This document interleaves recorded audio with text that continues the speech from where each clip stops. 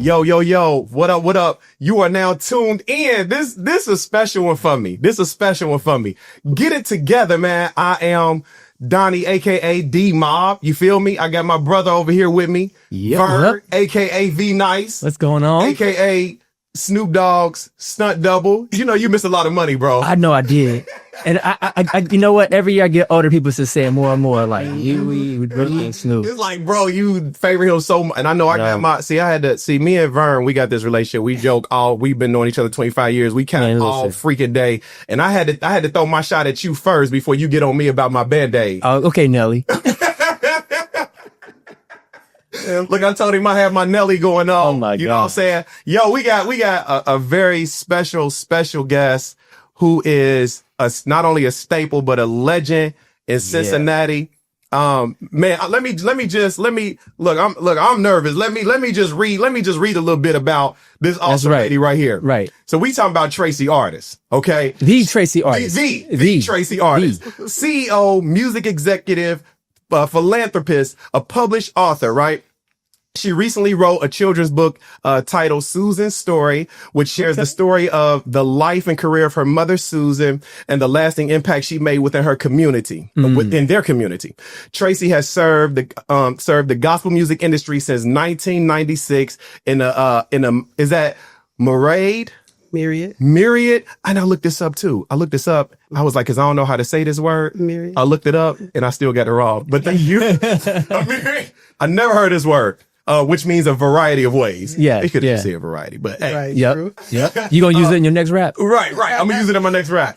Such as marketing, managing, and music radio tracking. Her love for music has afforded her the opportunity to work for several labels and serve as vice president of Gospel Centric Records, vice president of Sony Gospel before launching her promotions and marketing firm, which everybody knows, I Hear Music Incorporated in 2010. Tracey Artis has helped drive the industry power and success of some of contemporary gospel music's biggest names. Under her watch and visionary promotions plan, the world witnessed the gold and platinum certification, Wow. certification of groups and award-winning artists, including Trinity 5-7, Kirk Franklin and the Family, God's Property, featuring Kirk Franklin, Mary, Ricky Dillard, Brian Courtney Wilson, who is my dude right there, Andre Crouch, Shirley Caesar, Kurt Carr and the Kurt Carr Singers, the Clark Sisters, Dorinda Clark Cole, Byron Cage, Jay Moss, Evie McKinney, Marvin Sapp, Donnie McClurkin, Tasha Cobbs Leonard, Fred Hammond, Vicky Winans, The list. Charles Jenkins, Israel Holden, Joshua Rogers, and many, many more. Show your love for my aunt, Tracey Artis. She's everybody's aunt, right? Man, thank you so much for being like, you are so special to not only me, but to so many people in Cincinnati and around the world. Right. So when do you sleep? Often. Like, how do you even get sleep in? Yeah. Man, how are you? I'm doing good. You know what I mean? Yes, I'm doing good. In a great season of my life. Okay. Day about to come. Okay. I love summertime, one of my favorite seasons, and work. When it doesn't feel like work, it's destiny. Pull up just a little bit more. When work doesn't feel like work, it's destiny. So I love working, and until, the Lord places me in a different time and space, I'll continue the work that I'm doing. I love it. Yeah. I love you, and thank you for having me here today. Man, I love you too, man. I love you too. So, again, we super thankful to have you. Mm-hmm. Can you take us back a little bit to young Tracey? Sure. You know what I'm saying? Like, where did you grow up? Mm-hmm. How was that childhood? Oh yeah. So, our first home was in Wyoming at 710 Burns Avenue. So that's where I grew up. So born and raised Cincinnati. Yeah, born and raised Cincinnati, right here. Born at Christ Hospital in the city. Born to Susan Upton Farley and my father, Orville Eugene Bryant, two phenomenal parents. They were separated when I was very young. So I was mostly raised by my mom with my 5 other siblings. I have 4 brothers and another sister that I was raised with, and another sister in Virginia that was my dad's daughter. Okay. So my childhood was phenomenal. Had a lot of fun. Stayed in Wyoming School District until I was in the 6th grade, and then we moved to Woodlawn. And I became a Princeton Viking, and that's where I graduated from. So young Tracey loved family. Okay. Loved to bake and cook and craft with my mother. And I love the outdoors. I love flowers and love to plant. But I always knew that I was going to be a teacher of some sort. So my mother let me set up an office in the basement of our home, and she would buy me things for our office. Wow. Yeah. And so, you know, I had a desk in the basement, and I had office supplies, Wow. and journal books. And I mean, literally, this is when I was 3-4 years old. And so she nurtured that. You know, she would always tell me up until her passing that she knew that I was going to go on and do some phenomenal things when I was little. And so I didn't have to go far to find a role model because I had one in her. Gotcha. And she was a phenomenal woman. So yeah, growing up, just had a lot of fun and loved my community. And even when we moved, loved Woodlawn, and I was always the one gathering the neighborhood together. You know, I always use my voice, and I still do. I remember telling the teacher once that I don't like where you have me seated in class. Wow. You gonna tell the teacher, hey, you need to move me Yeah, because I don't like this location. Well, when I think back on it, it was because I was the only black girl in most of my classes in Wyoming because it was all white. And I was more toward the back. And I remember telling her I'd like to have my seat moved. And I'll use this word again for a myriad of reasons I wanted to be moved. I was smarter than everybody in the class. Okay. So I oftentimes was leading. Talk your talk. And they were coming to me for help. So I don't need to be in the back. I need to be in the front. And oftentimes I was helping her too. I need to be on so-and-so. Yeah, she was struggling a little bit. She was so you always had this like leadership type quality. Yeah. This, you know, delegation, able to delegate, able to see certain things. Right. You know. I did. And even when I got to Princeton, I became my junior and senior class president. And I became editor-in-chief of Odin's Word, our school newspaper, because I love to write then and now. And so, but what I think was unique about me is that I was a force, obviously, you know, in meshing with people and matriculating through crowds and rallying troops. But I always was like this. You know, I'll just stay like this. You don't have to be loud. You don't have to introduce yourself when you come in the room. You know, I didn't have to make waves. The Lord was already making a way, you know. And so, but what I learned along the way is that we're better together than we are apart. Right. Absolutely. So I always was finding ways to connect and bring people together, you know. Yeah. Didn't know what my future would hold, but I knew who held my future. So I was comfortable. Right. I was comfortable. Don't know what my future will hold, but I know who held my future. Right. Were you always like a believer? Was you always into church? Yeah. Oh, absolutely. Yeah. Absolutely. Reverend Otis Moss, a phenomenal man out of Cleveland, Ohio, that's where he resides now, was my first pastor at Mount Zion Laughlin. And I remember him leaving our church when I was probably about 10 to go take over Martin Luther King's church in Atlanta. Wow. Ebenezer Baptist. Oh, my and then goodness. He came back at one point and drew up the plans for Mount Zion Woodlawn. And then he went on to Cleveland. So that was my first pastor. But when we moved from Wyoming, I joined Tabernacle Baptist in Lincoln Heights on Wayne Avenue.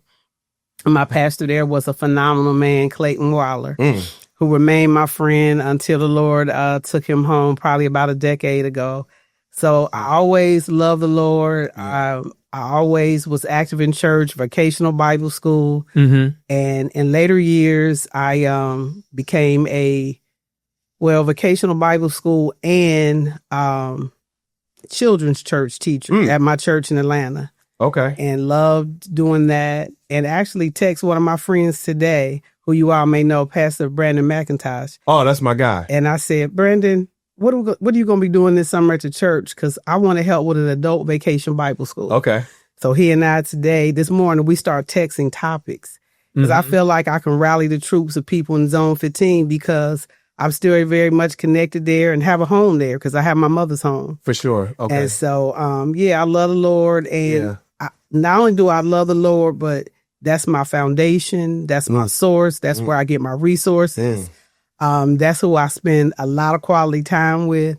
And I pray without ceasing. Yeah. And I don't move without him. Hey, man, that's right, man. So coming up, how, did you find it difficult, like being a believer? Because I didn't get saved till I was 19 years old. Right. Yeah. You know what I mean? Like I was ripping and running and, you know, just being a typical teen. Yeah. But did you find it difficult to kind of navigate? What were some of the challenges of being a believer so early in the environments that you were in? You know what I mean? Yeah. No, How'd you stay grounded? It really wasn't so challenging because most of the people around me were believers as well. Okay. But I did hit some times, like in college, it was like, okay, which way you gonna go? So I joined Campus Crusade for Christ. Okay. So you stayed out the way by joining to be around other. Staying grounded. Yeah, but I still live my life. Yeah. Right. You know, I still live my life, but I think, you know, whatever is on the inside is going to come out, right? Sure. And so, but I will admit, you know, there were some people that I believe at times would be like, oh, you don't drink? Or you don't smoke? You know, because there were periods of my life where I just felt like the best thing for me to do is just stay away from everything so that I can stay focused. Yeah. You know? Listen, we preach on that, you know, the company that you surround yourself with can either propel you or derail you. Yes, it can. Yes, it can. You know what I mean? I had some situations where, you know, I wasn't living, you know, when I was just out there in the world, bro, and was, you know, being a follower for real, and everybody, I'm a leader. It's like, man, shut up, man. You ain't the leader you think you are. Right. We are people of influence. You know what I mean? We learn everything by seeing somebody do it or being told what to do. Exactly. Yeah. Everything, literally everything. Right. You know what I We mean? should be creating it. Absolutely. Yeah. Absolutely. So let me ask you this question. Did you ever have a moment in your life, and I'm asking this because I grew up in church as well. Right. Yeah. From the time that I was born. But did you ever have a moment where you were not around the people that you were accustomed to being around, and you found yourself where it was just you and God? And how did you handle that if you had to face that, you know, and, you know, ain't nobody know who I am. Right. I can do whatever it is that I want to do. Right. Like, did you ever have that moment? Yeah. I have that moment now, you know, where it's just me and God. Yeah. And where I'm faced with things that I know I don't want to do, places I don't want to be, people I don't want to be around. But growing up, I always felt covered and protected. And I feel like he was covering and protecting me because he knew what was to come. And so, but whenever I had to steal away and be alone, I feel like at that point in time, God always provided direction and correction. You know? That's right. Because I haven't crossed every T and dotted every I and had a lot of bumps and bruises along the way. But I always stood up. Yeah. I always stood up. I always came through it. Yeah. That's right. And had a big supportive family. That's good. That's important. And your village. That's very important. And so, you know, when I was growing up, you know, if you were out of order, a neighbor could whoop you. Man. You know, a neighbor could reprimand you and then call your mother, you know? Right. And so, but I'm going to be honest, y'all. It's not that everything has been easy. Yeah. But it hasn't been very difficult either. Amen. And so, again, I just give that credit to my mother, my support system, and the Lord first, just for covering me. And so, but, you know, as I got older and even now with the career path that I've had for the last 30 years, I've seen a lot. Yeah. You know, a lot of challenges, some hurt days, all of that. So I got to say, and I said, listen, we can't cancel pain, so we got to schedule joy. Hey. You know, yeah. So I've had pain. I've had some challenges. Oh my goodness. So I always say, what can I do? I got to schedule joy. I was speaking at a conference Saturday, and I told my group that. Yeah. Like, you can't cancel pain. I can cancel the death of my mother. She's been gone 5 years. Yeah. It was painful. I grieved. Absolutely. I felt one dark day during that first quarter of a death. They say is the hardest. And I say it is. And I remember one day, you guys, it felt like I was about to slip into depression. So now I can tell people, if you've been depressed, I felt that. Right. And the room was dark and I was at my house. And I just remember getting up, you guys, and just starting to walk. And I was just talking to the Lord because I didn't want to be there. And I didn't think my mother would want me to be there. Right. You know? So it's not that I have not had some pain. For sure. Not that I haven't had challenges, but every chance I get, I've already scheduled my joy for today. I can already tell y'all, when I leave here, I'm going to Starbucks. Come on. To get me a caramel macchiato. Listen, that's with the what I get. from a vanilla stir. Hey, That's going to be a piece of my joy. that's my drink. Yeah. Yeah, I'm going to go walk through TJ Maxx probably after work today. Mm-hmm. I know I got to catch a flight tomorrow, right? Okay. So I'm already planning. I know I'm going to walk through CVG. I'm going to land at Hartsfield. What's going to be my joy in Atlanta? Yeah. Because I got a lot of friends there, but I got work to do because on my special event side, I have a Juneteenth that I'm doing there in Atlanta. So I'm going to be in Atlanta for the next 4 days. Okay. So, but it's a couple things I'm going to do daily. I'm going to schedule joy and what can I do to help someone? Mm-hmm. So this morning, I had a little cousin. I already had to help someone. Yeah. But guess what? She's helped me in return. Mm-hmm. Because me and her have this dynamic. She doesn't know it so often, but I'm speaking into her life. She's speaking into my life. Yeah. You know? Yeah. Yeah. And so, but God is faithful. Yeah. Yeah. So good. I love that, scheduling joy. I had someone say that happiness is intentional. Oh, yeah. That it's like you can choose to be happy. Mm-hmm. And it's up to you. And it's joy.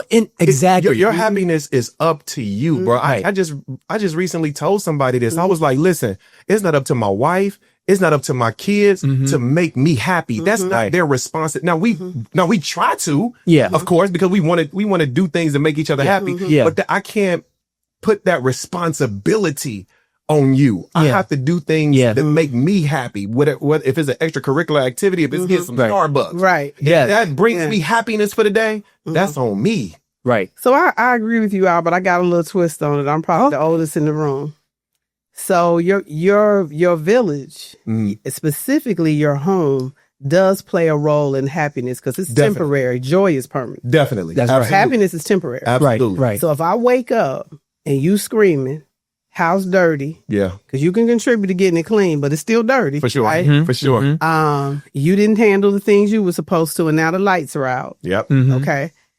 I'm probably not going to be happy. For It sure. may not mean that I don't have joy on the inside. I still love God, but at that moment, I'm not happy. Yeah. So you got to make sure the people around you, that they do have something to do with your happiness. Who you marry has something to do with your happiness. Yeah. Right. Yeah. Who They you play a marry, it does. It does. They play a part. So I just think sometimes, the words we say or the things we pen, they're cliche-ish, and but when you really think about it, no, happiness is temporary. Because you can be happy and sad. Now, the joy is something different. Yeah. So for everybody in your space, Yeah. you got to schedule that. You got to say, hey, y'all, groceries are coming in here on Saturday. Yeah. Kids, y'all have your chores. Yeah. Yeah. This is bill day. Yeah. Right. We know we got to contribute over here to this savings. Those are things you have to plan Yeah. and Right. orchestrate. And if you don't, it's going to catch up with you. I've been married almost 29 years. We came together in huddles of many a day to discuss things. Yeah. That's how we stayed married. But I know 29 couples that have been divorced during my 29 years of being married. Yeah, buddy. And some of them could have had a wonderful life together. Yeah. Didn't do those huddles. Didn't schedule that joy. Didn't have those conversations. How I'm feeling. Yeah. Okay? Because it does matter. How you feel, how I feel, how you feel. It specifically matters when you're married. For sure. Right. Oh, yeah. Good stuff. That is good stuff. Oh, yeah. Good stuff. Oh, yeah. So as far as like music, have you always been into music? You know what I mean? Has you all like cause what made you get into what you're doing now? Did you grow up around music? How was that? So the Bible says your gift will make room for you. Yeah. So I feel like I was always gifted to help people. Didn't know what that would look like, career wise. So yes, I grew up around music, not necessarily singers, writers, and producers like I work with now, but I definitely grew up around music. My aunts were very much into Motown. My mother loved music. Okay. I always heard the Spinners and the OJs and different artists, and not even a lot of gospel music in my home, but I had a lot of gospel music at church because I was at church, right? Right. And so, but, just to bring it home, this career found me. It was obviously what the Lord wanted me to do. I was working corporate America in Atlanta. So you ain't see yourself managing artists. Like that wasn't a goal. Like when I get older, when I start. And it probably wasn't for most little girls saying I'm going to manage somebody. Yeah. You know? I know y'all been managing y'all whole life for real, dog. Yeah, that's baby. true. Yeah. That's true. For real. Like that's what y'all do is manage. But I didn't necessarily think I would be managing artists, and I don't anymore. But I did do that for my best friend who he's the reason why I got into the music industry. Okay. His name is Byron Cage. I met him at my church in Atlanta right out of college in 1988. Okay. And when I met him, he was, up and coming. Okay. But in Detroit had already made a mark. He had already sang background for Commission and groups like Thomas Whitfield. Wow. And he was at Morehouse, and he was already, I believe, on the Cosby Show singing Happy Birthday to Felicia Rashad. Wow. So all that had already happened for him. Wow. And now he was a musician at my church, and we look alike to this day. and sometime after church, mostly every Sunday, he would find his way to me. And I was like, well, how you doing? It just kept happening. Right. And so, but eventually in the early 90s, he knew that he wanted to record. And Atlanta International Records eventually signed him probably around 92 or 3. Again, I was still working corporate America, but he came to me and asked me to manage him. And so I just started guiding his career and helping him and meeting with the label. And I had business sense as a kid. So as I got older, I knew how to read a contract. Yeah. Didn't necessarily know what every word meant, but I knew whether it was going to be for his good or not. I was like, nah, he can't do that. He can do that. So he didn't ask you like, can you manage me? It was almost like, man, I'm just helping my homie out. No, he asked him. Okay. He said, hey, Trey, I'm getting signed to this label and they want to sign me and I want you to come with me for the negotiations and I want you to represent me. Oh. And so I said, okay. I said, I think I can do that. It was at that point, we were besties, a natural connection. And I felt very comfortable. So I knew that was the Lord. Oh, wow. Okay. And not only did I feel comfortable, but the label loved me and eventually hired me to be their marketing director. So that was my first job. People thought it was gospel centric. My first job was at Air Records, Atlanta International Records on Memorial Drive, downtown Atlanta. Oh, wow. And some of the first artists I worked with there were Byron Cage, Dottie Peoples, Luther Barnes. And Luther Barnes and his family had made the first $1 million in gospel with Rough Side of the Mountain. That was their family. Wow. And so I didn't stay there very long because while there, Vicky McLatiad and I met and I became a field rep for her. And then I went on to become an executive at Gospel Centric Records. And that's really where things took off because she had such a phenomenal roster and she was such a phenomenal woman and still is. And she had, laid out this vision for what Gospel Centric and Be Right would be. She had 2 labels. Be Right. And Be Right is where I had God's property. That sounds familiar. Be Right is where I had the gangsters on Be Right. They were. That's right. Yeah. Freaking God. Yeah. That was my record. Man, listen. Wow. See, that was a part of my life.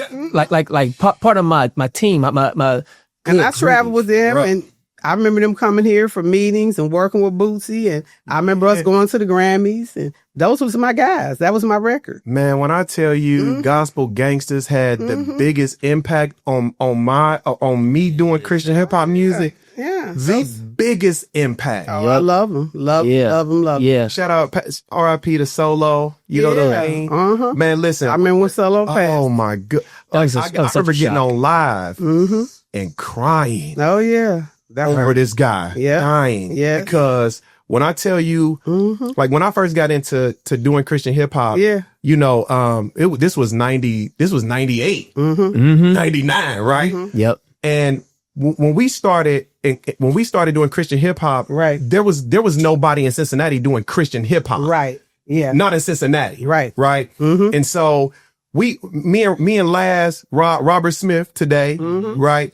We get into this Christian hip hop. The first people I meet is LG Wise, from Grape Tree, right? Yeah. We open up this guy, and I'm like, oh my goodness! But then shortly after that, I hear Gospel Gangsters, and I'm like, first of all, that don't even sound like it go together. Right.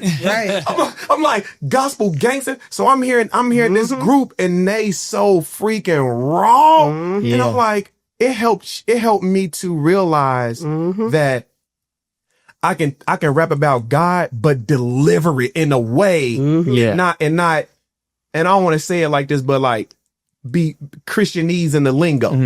But I can be who I am and still testify about the goodness of God through my music. So man, Shot B right. Oh my goodness. Yes. And there were several other artists over there. A1 Swift. Yeah. I remember And one was from here. I think Alicia really was from here. She was. Okay. Yeah. Alicia was from here. Okay. And then. See, I never heard of them. Really? No. When FIC started, I didn't know about A1 Swift, right? Yeah. A1 Swift. Alicia and Chris. I heard about them later, but I never heard their music or anything like that. Okay. I heard one of them was from Cincinnati. Yeah, I think Alicia. Wow. And then at that time, she was married to Chris. But what really propelled that label, which was all in-house at 421 Beach Street in Inglewood, California. Come on, give us the history. What really propelled that label, Be Right, was God's Property. That was my first #1 song, Stomp.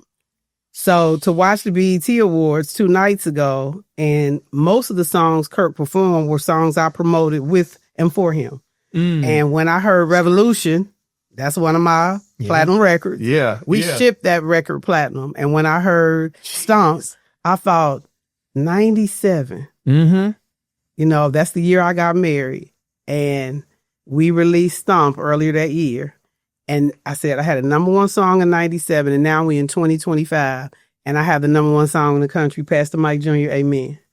And I thought longevity, because I felt like the Lord could trust me with it.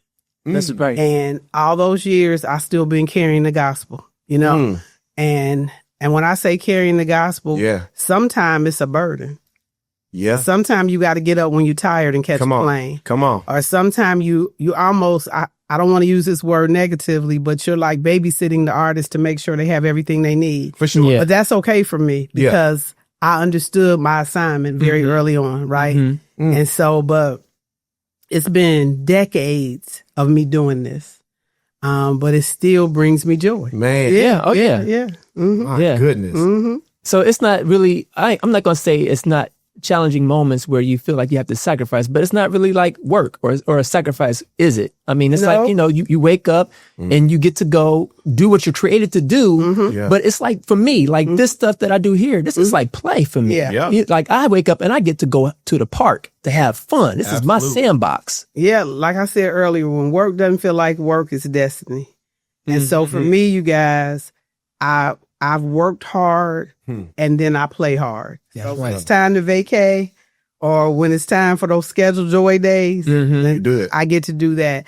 And working for myself has also brought me a lot of peace because when I left Sony, what I was able to do then is still continue to do what I was always doing. But now for my own firm. So I hear music as the company started almost 25 years ago with our gospel weekend, right? Yeah, that's good. That's good. I remember that. I wanted to get into that. So let's talk about, you know, what gave you the motivation for I Hear Music? And, you know, did you ever think it would be where it's at today? I knew that it would be. Okay. I knew that God told me to do it. Okay. And so because anything he tells you to do, he's going to make the way. For sure. And so I knew that it was going to be successful. I knew that I felt early on, you're going to have highs and lows because you got a whole big weekend to pull off. Yeah. But the highs have outweighed the lows. This was the first year ever that Don Jackson attended from the Stellas, and he said, we're going to take the Legends Ball to TV. So I would expect next year we'll see the Legends Ball on Stella TV. And thank you for allowing me to hit the stage and I Hear Music this year. You know what I'm saying? To perform my single, We Up. Yes. You know what I'm saying? And it was a place in time to see you there on the stage. Yeah. Because what a lot of people don't know is me and you've been friends for a long time. A long time. It ain't like I met you yesterday. I met you decades ago. Listen, let me just say this. You've always supported me. Oh, yeah. I mean, always supported me. Anytime I call you, anytime I need you, you always there. You know, even even our printing company, right? Yeah. You hit me up. I print the shirts for I Hear Music almost every year. You know what I'm saying? D, what's up? I need some shirts. I got you. And you don't did. always come through. Yeah. You know what I'm saying? And you always reach out to me. So thank you so much for absolutely for keeping it all in house. You know what I mean? And utilizing me and trusting me. To provide. You know, but I Hear Music. So what started that? What made you be like, you know what? I'm gonna do my own thing. Yo, what up? This episode of Get It Together is brought to you by our lifetime sponsor, Good Company Apparel. Man, Good Company is a brand encouraging individuals to wear who you are, right? Live what you believe, right? And pushing the message about keeping good company around you. Listen, this brand has been around over 10 years, pushing the message about watching the people you surround yourself with. You know, you can check billboards, you can see back of buses. You'll never see no message reminding our community to watch the company that they keep. So that's what Good Company Apparel come in place, y'all. So the logo is crazy. You can say G-O-O-D, right? The second O is in parentheses saying, listen, not only should we keep good company around us, but you take that second O out, God got us covered too, man. We keeping God company. Wear who you are, live what you believe, keep good company, man. Hit the website, www.goodcoapparel.com, and go visit the kiosk in Kenwood Mall. Come see us, right? We open Thursday through Sunday with the store open at noon. Come check us out, man. Keep good company. Yeah. So what made me decide to do the conference weekend almost 25 years ago was I was getting inundated with calls from people locally and nationally that wanted more information about the music industry. And I didn't have every answer, but I knew people that did. So I just said, what is it going to hurt me to reach out to my industry colleagues and invite them to the weekend? What is it going to hurt me to invite Kirk Franklin and Jay Moss and Hezekiah Walker and Donnie McClurkin and, you know, J.J. Harrison? And over the years, we've had everybody. Yeah. I think the only two people I've not had that I've worked with in my career is Dietrich Haddon and Yolanda Adams. Wow. Okay. But they both will be coming, trust me. Yolanda and I have been girlfriends for years. Yeah. And sometimes we get on the phone, 2 hours later, we still on the phone. Yeah. And so I'm going to make that happen for her, to bring her here and Dietrich. But other than that, some people have been here multiple times. Right. You know, like a Kirk Franklin. Yeah. You know, so like a Donnie McClurkin. Yep. Fred Hammond, many, many times. So that's why I started it. I wanted to educate people. I wanted to uplift people. That's what the music does. The workshop classes educate people. Okay. The last 2 years, I partnered with a board that I sit on, the National Association of Gospel Radio, and been able to even bring more people into the city because I'm also an advocate for our region. I want people to know Cincinnati is not some obscure place. Yeah. We don't sit on, you know, and we're not rural. Yeah. We're not only an up and coming city, but we've arrived. Yeah. You heard it. You know what I'm saying? Yeah, and I tell people, if you're bored here, it's because you want to be. That's true. Because there's always something to do. And people that look like you and I, black and brown people, are progressive, and we're making moves. We're heading companies. Yeah. You know, we're CEOs. And so I love our city, and I always tell everybody, I think you need to tap into the resources that are here. You're right. Then you'll understand the beauty of this city and the surrounding areas. Yeah, because one thing about what you saying that, and I've been saying this for the longest, it all depends on the circle of people that you find in the city, because we all run the same circles. Yeah. You know, even if we don't know each other by first name basis, when you go to like the black churches here, as quote unquote big as Cincinnati is, it is small. It is. Yep. And you find and you see the same people that you don't even go to church with sitting on the same row with you, clapping and singing right along. It's like one big happy family for real. It is. I totally believe it. So that's what made me start the weekend. What made me start the company was once I left Sony, I thought I still want to do this. Yeah. And then within a month, you guys, the roster, because most people didn't want me to not work with them. Marvin Sapp called and said, I told Sony they got to hire you back because me and you going to still work together. So we always did. We have a single out right now called He Was There. And then Byron, he was like, Trace, you still got to work with me, because at that time he was a Sony artist. So you got to work with me. So Sony had to hire me back to represent and work with Byron on Faithful to Believe that we recorded live in Detroit. Man. And then Motown called me and said, "Hey, Tracy, we'd love to have you come and cover our radio promotions department." And so I have for the last decade. And that's why I have Tasha Cobbs Leonard and William Murphy and Ricky Dillard, and where I had Evie McKinney and Brian Courtney Wilson. And so, you guys, I have enjoyed my life and my career. I've worked hard. I've connected with a lot of people to make sure that not just my needs were met and the things that I wanted to do, but to make sure, what can I do to help you? And so that's probably why I'm everybody's auntie, you know? No, for real. Who else was another one of my artists that I had an opportunity to work with since I've been independent is Mary. I did their last 2 CDs and did their first 2 solo projects for Tina and Erica. I love them. Yeah. So I was looking at the BET Awards the other night, y'all, and I saw Teddy Riley. I said, "Dang, I had a Blackstreet record back in the day." What? Blackstreet had an inspirational song on one of their albums, and they called the label I was working at, and my boss came to me and said, "Can you work this Blackstreet record?" And so I did. Wow, did not know that. Yeah, I thought about a friend of mine the other day, because I sent him a text named Dave Hollister. Well, I did Dave Hollister at Sony Gospel. So I've just had the opportunity. I did The Preacher's Wife soundtrack, Whitney Houston. Yeah. Jeez. You know, had an opportunity to work on that project.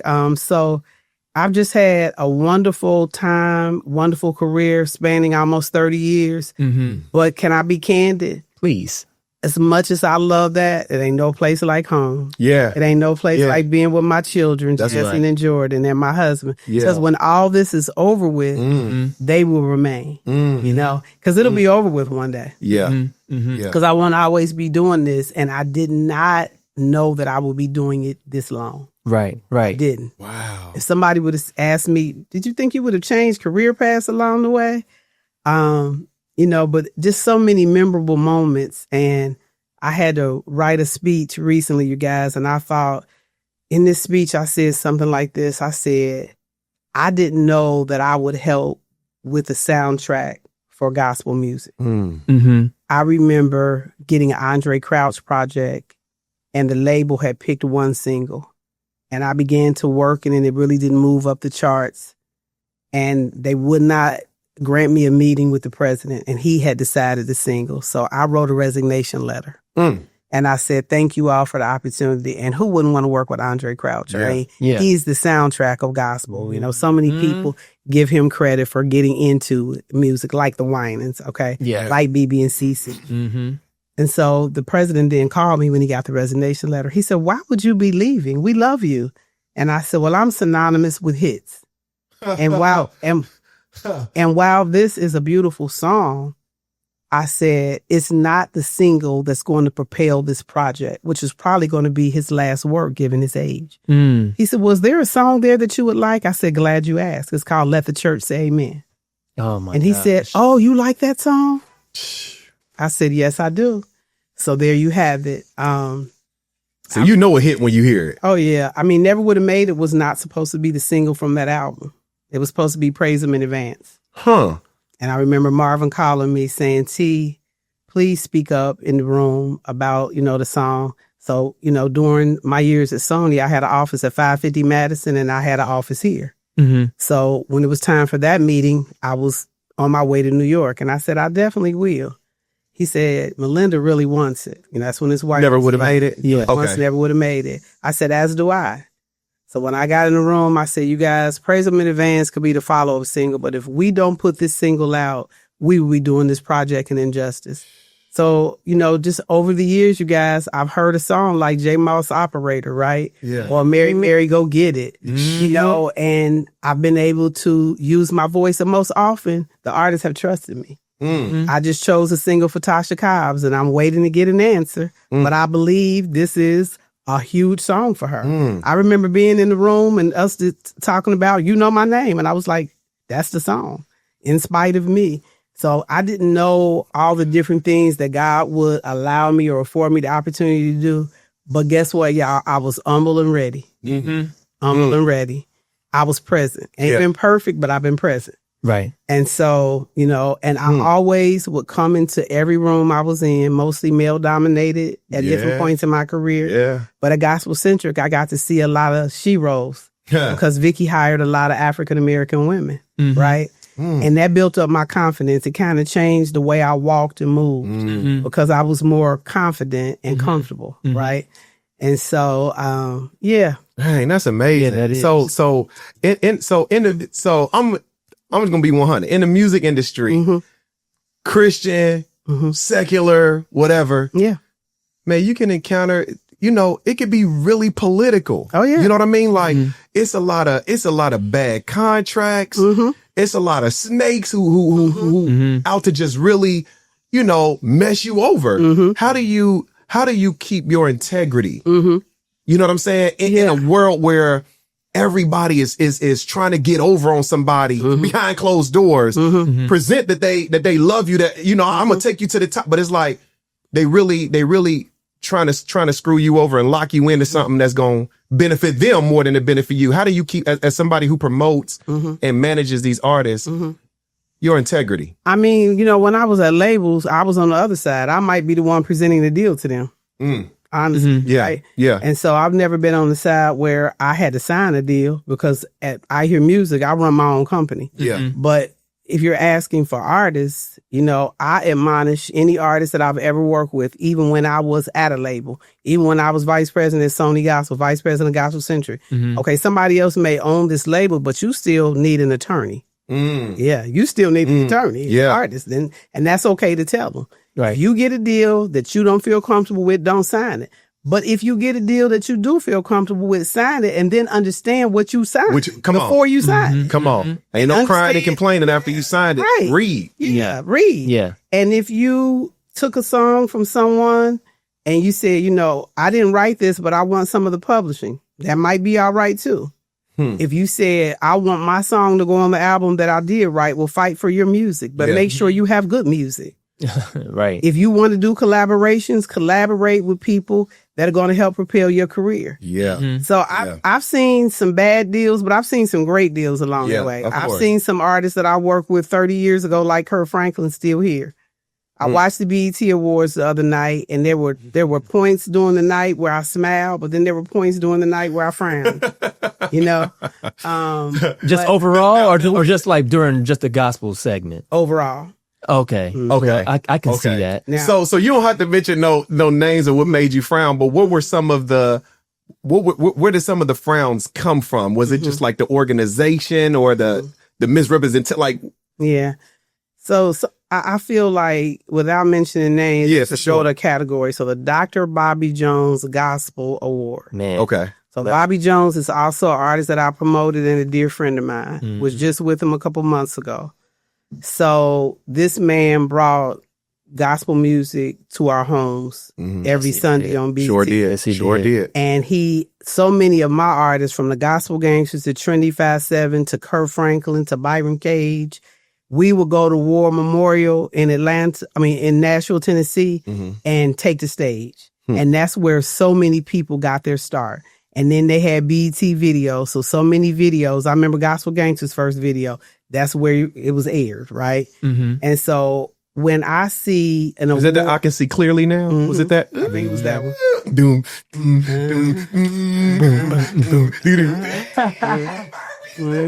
Now, yeah. Go ahead, yes. Yeah. You sound like that. Well, that's my jam. So when I hear Dr. Jones' name aligned with a gospel award, I feel like that award should be a gospel award. Gotcha. Oh, for sure. Got you. Okay. So I looked at the category for BET, and one of my artists was there, Pastor Mike Jr., Okay. Tamala Mann, who I work with and who's a friend, Yeah. as well as Yolanda Adams, who I told you all earlier is a dear friend. Kirk Franklin was in the category there, Maverick City, and some others.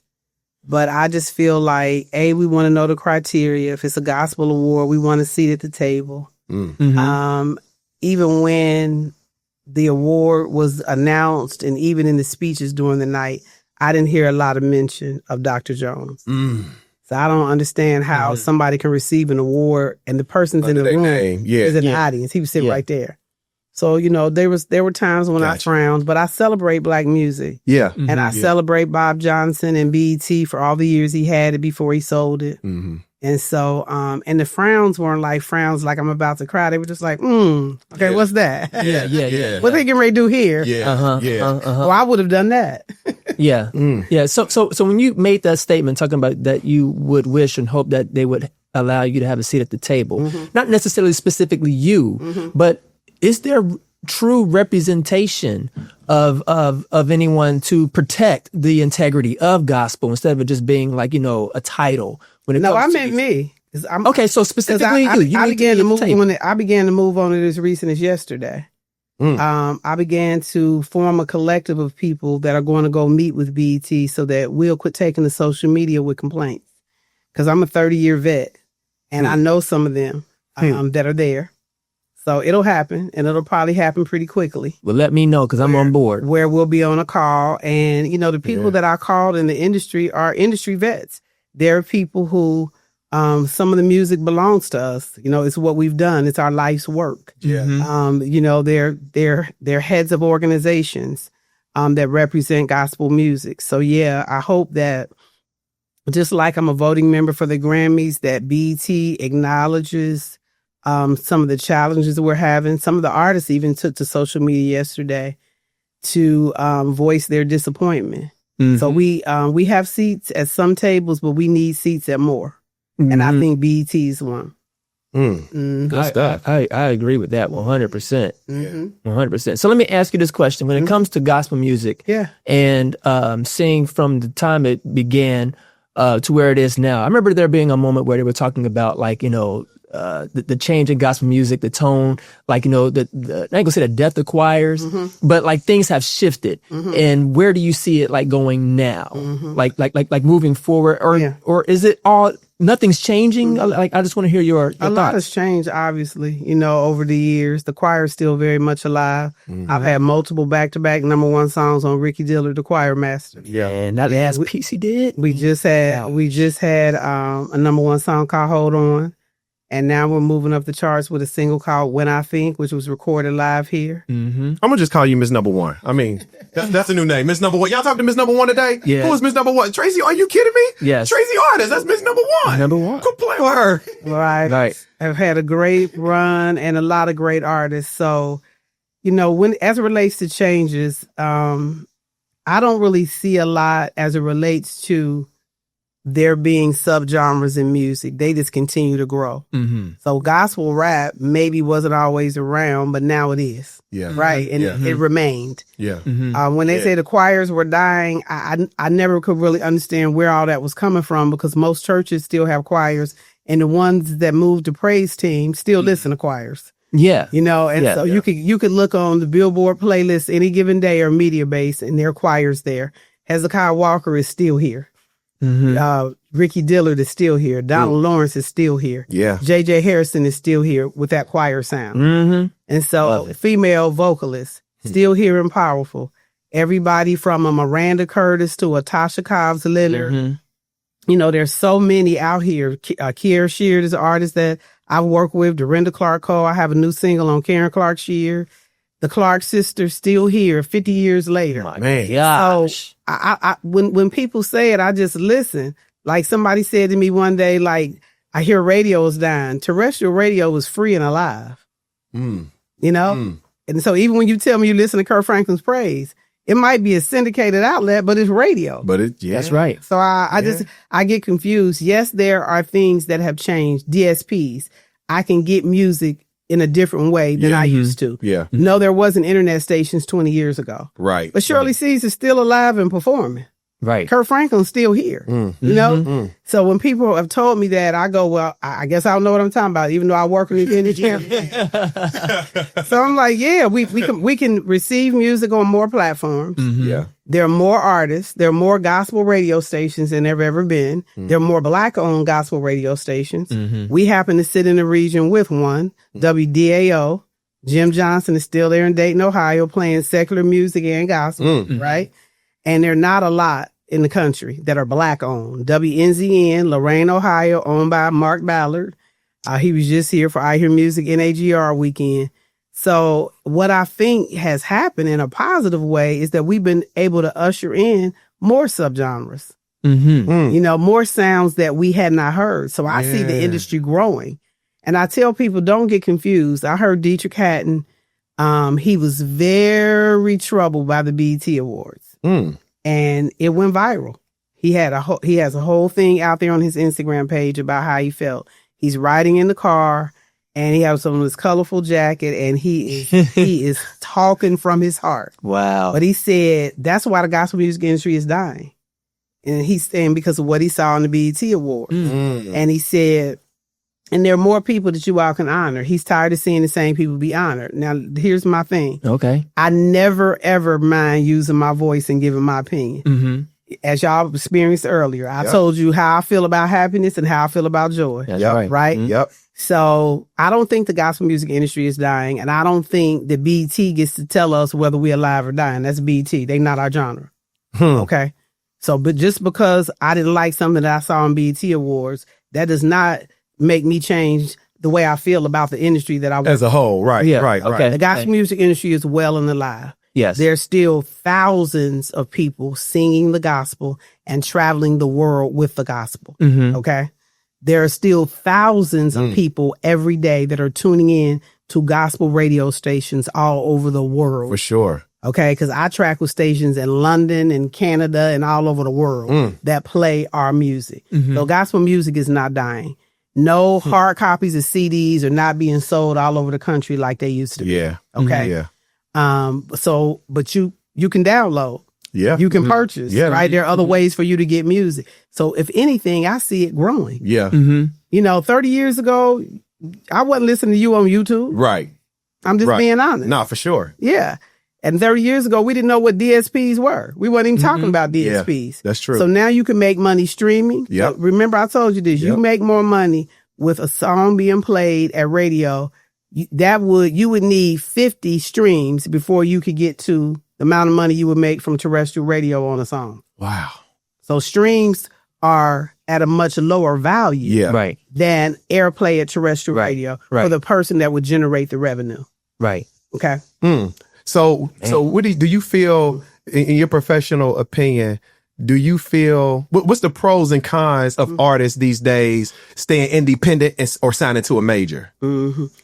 That's totally up to the artist and their bandwidth. So if somebody had the money and the capacity and a team to be independent, I say go for it. Go independent. Okay. Because you could go get your own distribution deal. You could go get somebody to create Facebook a page for you, a website for you. You could have somebody handle your social media. But let's be honest, a lot of people who we've seen start and finish strong or have longevity did have a foundation in a label. They had the resources of a label. They had the minds of a label that helped to propel them.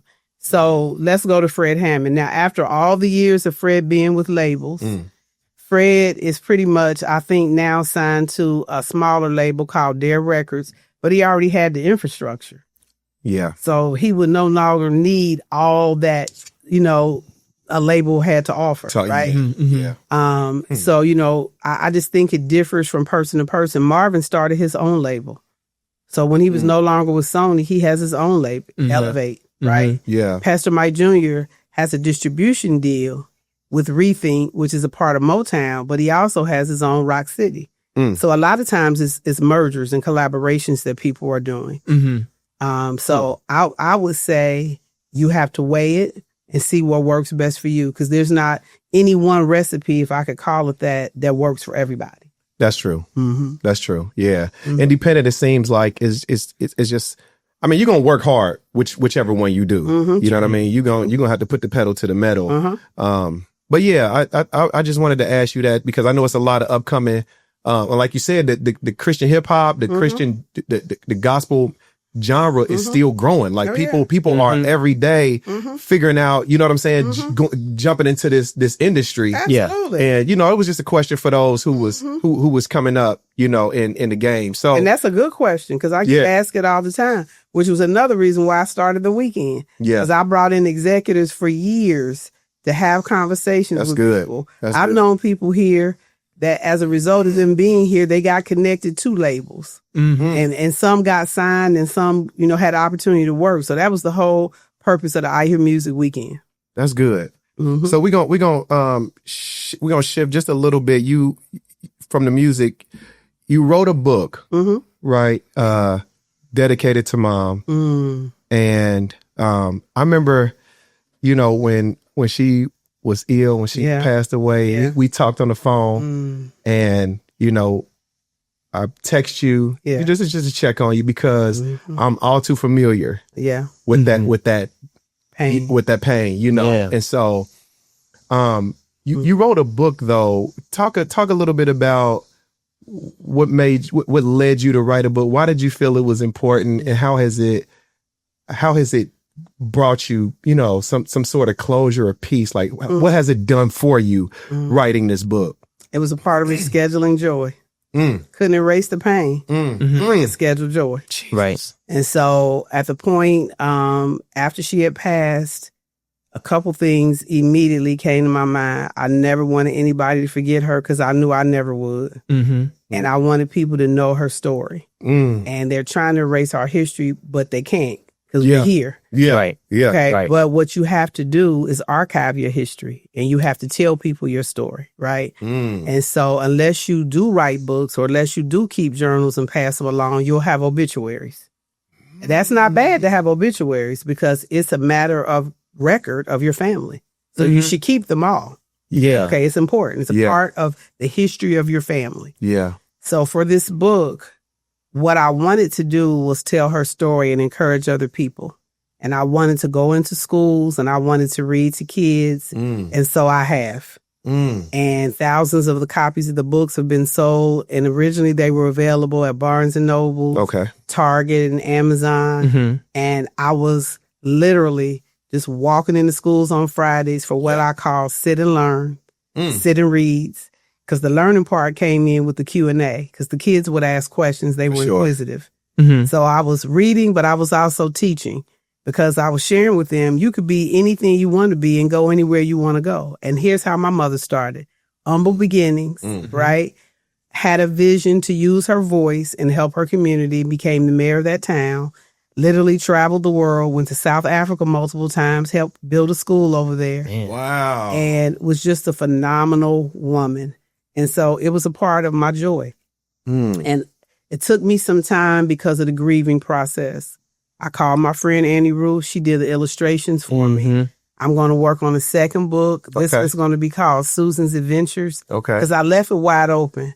I showed you places she went, but she went a lot more. Yeah. I showed you things that she did, but she did a lot more.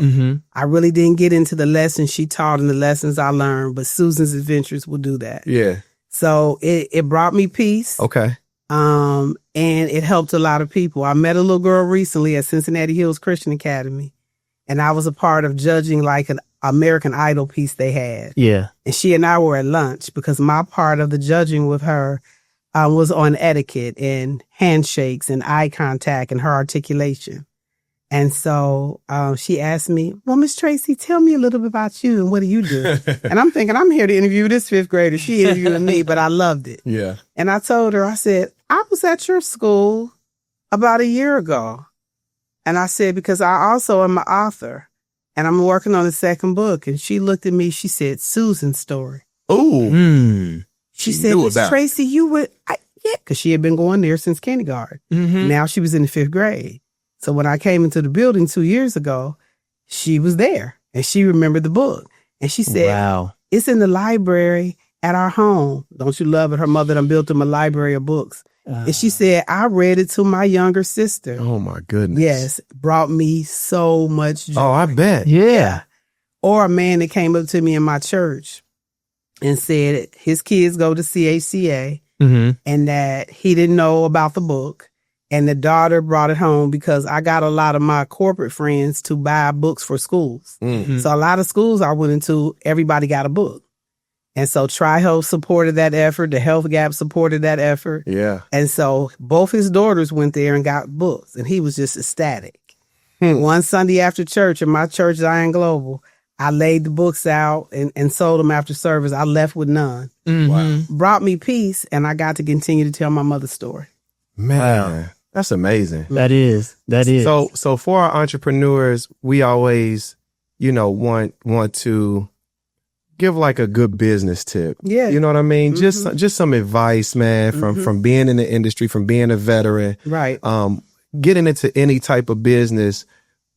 What's some advice that you can give to somebody starting a business or already got a business, Right. Well, I would say before starting the business or when you have the idea to start the business, write out the vision. What is it going to be? Yeah. And after you do that, stay the course. I never had a business loan in all these years. So I'm just knocking on wood. I'm just praising God. Just never had it. Never had it. And I would just say I'm a testimony. That's the testimony time. I mean, he's been my guide and my resource. Yeah, right. He's given me more than enough. And, for about 10 years, I had an office and a whole staff. And before COVID, I caught on. I don't necessarily need all this overhead, but I need a team, and I still have them. Yeah. I just don't have all that overhead anymore, right? Right. So my advice would be to write out your vision, make it plain, be clear about what you want to do, right? And stay the course once you get going, because there will be obstacles along the way. And then ask for help, and don't be afraid to ask for help. That's good. And then gather yourself around people that are already doing what you're doing. So the things you see will look like what you want to see. Right. Yeah. So I think that's important. And they may not be in your city, but it will be hard for me to believe that somebody in the city of Cincinnati doesn't have, people here that are probably doing some of the things that they would like. But if you have to branch out, the internet is a wealth of resource. Sure is. People call me all the time asking me questions, and I go, hold on. You asked me about cicadas. Why are they back? I thought it was 13, 17 years. My husband asked me this. And I Googled it, annual cicadas. So this is, this is another year, right? So, but use Google. It's so much information out there. And LinkedIn and Facebook and Instagram, just so many resources that I didn't have when I first started in the industry, but they're there now. Social media is free, man. I tell people, listen, sure is. if you're not marketing on social media, you don't want it. And you do a phenomenal job of it. Thank you. And I love everything about you and what you do. I'm very proud of you and honored that you asked me to be here with you. We're so thankful. Oh, yeah. We're so thankful. We got, on behalf of Good Company, we got a gift for you. Well, I love it. I love gifts. It's a part of scheduling, Joy. Right? Yes. Let me get this gift. It's a little something that you can rock, that you can feel, proud to wear. You always support. You always. I have a lot of Good Company t-shirts. Good Company. I had on one the other day, actually. I think the next time I wear one, I'm going to take a picture and post it. There we go. Can't vibe with everybody. No, not everybody. We talking about keeping good company around here. I love it. You know what I mean? Yeah. And this is what this whole, brand is about is watching the people you surround yourself with. Please. And like you said, that's so good for a business tip is write it out, because writing it out is setting the goal, right? It's like your GPS. Yeah. It helps you to not get off track. Sure. Doctors write prescriptions for the pharmacy. So once they write the prescription, you get there and you pick up what you need to help you. That's right. Write out your vision so that others can see it and do what? Run with it. That's right. Because you're going to need a team around you. That's right. It's very important. It's very important to be pointed and concise. This is what I want to do, and this is how I can get there, and have multiple streams of revenue. So this one thing maybe is not going the way you want it to in this quarter this year, you have another stream.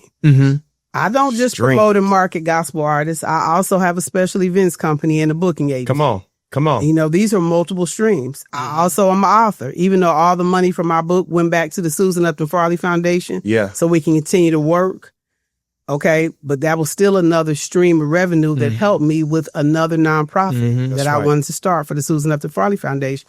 Have multiple streams of revenue, and don't be afraid to use your voice. Speak up and tell people when you need help. Yeah. Multiple streams, man, is key. Yeah. Because every business has its ups and downs. Sure. Right. You always want to have something coming in, you know. And COVID showed us that. Oh yeah, listen, right. And one thing about multiple streams of income, I always explain it like this: it's kind of like a engine that has pistons. If you have one piston that goes up and down, you only get so much power because you're going to have ups. But what happens when it's down? You know. Right. But if you have like a 4 piston or a 6 or 8, those V8s, those things can just go. It's so much power. Absolutely. So having multiple streams of income just keeps you covered and balanced. And that's good because usually how the pistons work, they change. So when one is down, one is up. So you're always going to find yourself up. Yeah. We up now. We up.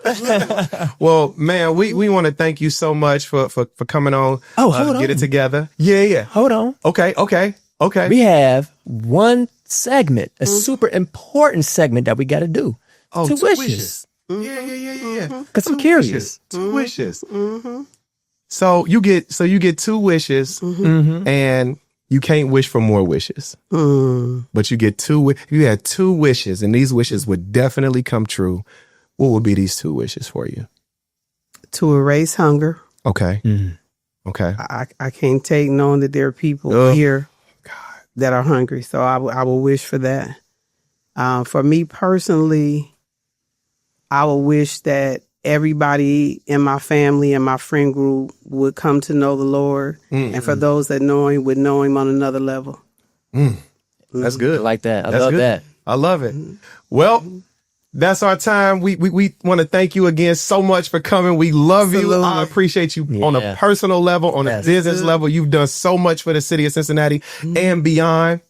Right. Thank you. We want to give you your flowers while you're still able to smell them, you know, and to encourage you to keep going, to continue to be a blessing to everybody that you come in contact with as you have always been. Well, thank you. And man, you know, that's our time. We love y'all. We need y'all to get it together so that we can get it together. What we want y'all to do is LCSS. That's like, comment, share, and subscribe. You want to bless LCSS. Like, comment, share, and subscribe, man. This is how we are able to grow. This is how people who may not know about us are able to find out about us from y'all generosity of just doing that. So we thank you. We love you. We appreciate you. Thank you. And thanks for coming to get it together. We got it together. All right. Peace. Hey.